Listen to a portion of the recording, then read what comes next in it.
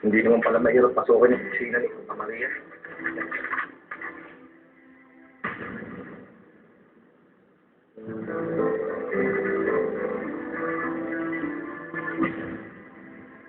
Charlie Bernard, inamanin magaling kong asawa lahat doon sa babae niyo. Ang De Los Santos.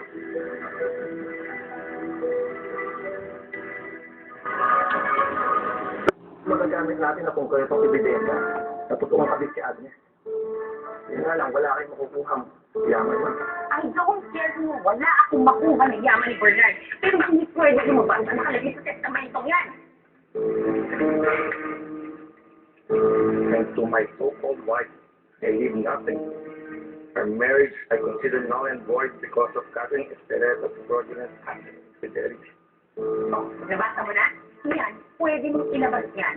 Dahil sa pamahalan niyan, pwedeng maniwala ang tao na kabit na si Agnes. Pero yung nakalagay sa kulay, hindi pwede dahil pagdududaan ako. Sinubin na natin itong dokumento ito, ma'am. Eh, pero paano sinubin lang ito ang nag-iisang dokumento, ha? Paano? Kung akasaw mo ng salita doon sa Santa Maria na yan, ha? Paano kung magsalita yung abogado niya, ha? Si Agnes, ma'am. Pag nalaman niya yan, pwede niya yung gamitin laban sa inyo. At pag nangyari yun, baka kami mabubuksan laban sa inyo. Alam ko. At lahat ng inisingat-ngat ang kumawawala sa akin.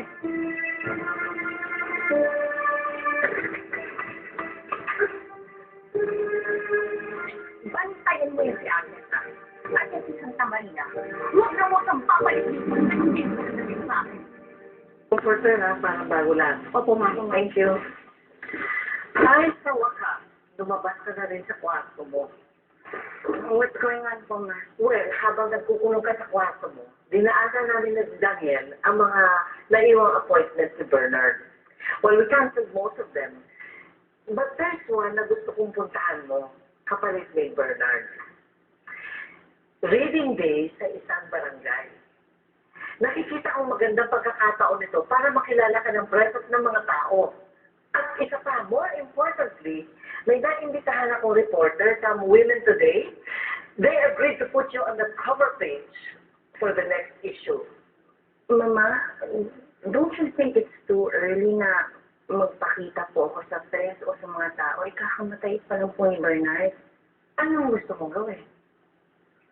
Pagpahinga. Magluksa. Catherine, I'm also grieving for my son. But now is the best time.